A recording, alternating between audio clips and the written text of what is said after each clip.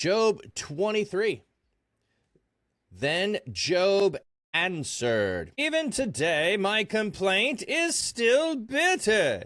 His hand is heavy despite my groaning, that I knew where I might find him, that I could come to his place of residence.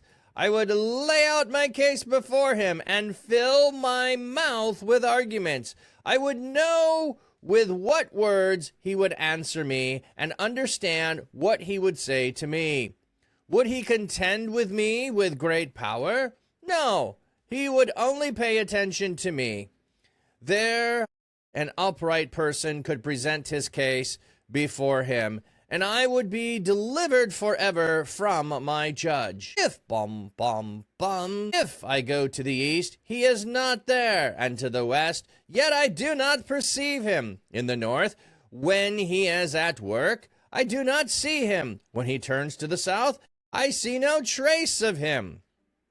But he knows the pathway that I take. If he tested me, I would come forth like gold. My feet have followed his steps closely. I have kept to his way and have not turned aside. I have not departed from the commands of his lips. I have treasured the words of his mouth more than my allotted portion. But he is unchangeable, and who can change him? Whatever he has desired, he does, for he fulfills his decrees against me, and many such things are his plans. That is why I am terrified in his presence. When I consider, I am afraid because of him. Indeed, God has made my heart faint. The Almighty has terrified me. Yet I have not been silent because of the darkness, because of the thick darkness that covered my face." So Job, once again, is answering his friends. His friends continually accuse Job of having done wrong. Job continues to say, I did nothing wrong. They keep trying to come at him from a new angle, from a new perspective of, sure you didn't do it. Like I was just watching several different shows recently where something went wrong, and they end up blaming the people who had access to be able to do it, who did not do it, who but then feel offended because how could you even ask me? How could you even point to me? How could you even suspect me of doing such a thing? And that's what Job is going through here, when his friends should believe him on the surface instead of saying, well, Job, maybe you did it accidentally. Job, we know that bad doesn't happen unless you actually did something. So Job is continuously pointing out that, hey, I am requesting an audience with God. A person who's guilty does not want to go and have an audience before the judge. They want to avoid court. They don't want to go to court. They don't want to be cross-examined. They don't want evidence brought against them.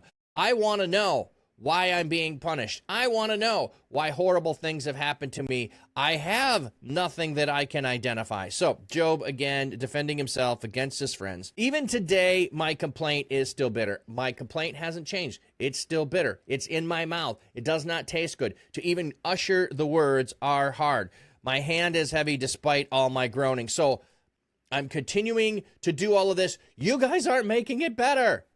Like, despite this, you aren't consoling me. You are not helping me. You are making it worse.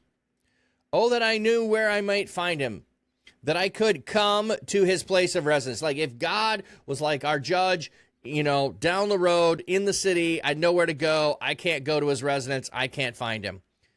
I would lay out my case before him. So he's saying, I'm not afraid of it. I'll lay out my righteousness. I will fill my mouth with arguments. I will point out I've done nothing wrong. And I continuously, as we read already, offered up offerings and petitions in case his kids accidentally sinned in their hearts. So he is doing that.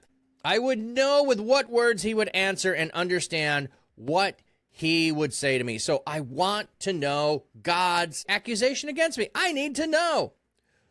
Would he contend with me with great power? No, he would only pay attention to me. If only he would pay attention. He doesn't need to answer with great power. There an upright person could present his case before him, and I would be delivered forever from my judge. I'm an upright person. I want to present my case. Job is now saying, I wish I could go to him. Now, I really think this part is going to be sarcastic here because he's laying out the fallacy of the thought that, well, I could just actually go there. Like my friends are telling me that, I've done something wrong. He's like, I want to plead my case, so I'm just going to go before the judge. Well, when I go to the east, he's not there. When I go to the west, yet I don't perceive him. I go to the north. When he is at work, I don't see him. When I turn to the south, I find no trace of him. But he knows the path that I take. So even though I can't find him, he knows me. If he tests me, I would come forth like gold. So if God were to test me, I'd pass with flying colors. I'm like fine gold here, people. My feet have followed his steps closely. And your feet, your journey, your walk, your way, that is the path you're on. You want a straight path. You don't want to veer off the path. You don't want a crooked path. You don't want one with ups and downs. You want a straight path. You're following after God. He's like, my feet have closely stayed on the path. I didn't go off the yellow brick road. No, sir. I have kept to his way, and I have not turned aside. So turning aside is veering from the path of righteousness. I haven't. I have not departed from the commands of his lips. I have treasured his word in my mouth more than my allotted portion. Like, I do it more than everybody. Like, here's how much you should. I've done double. But he is unchangeable. And who can change him? Whatever he desires, he does. For he fulfills his decree against me, and many such things are his plans. That is why I am terrified. So all kinds of horrible things are happening against me. I'm not terrified because I did something wrong. I'm terrified because he's God. And there's no power within me to stop anything God does. That's why I fear God. That's why I'm terrified, because horrible things have happened, and I did nothing wrong. When I consider, I am afraid because of him. Indeed, God has made my heart faint. The Almighty has terrified me.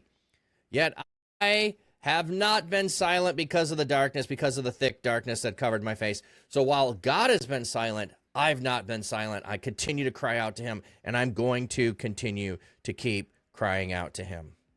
Conversation, and the chapter breaks it up. But Job did not stop at the end of 23. Job's complaint against his friends continues.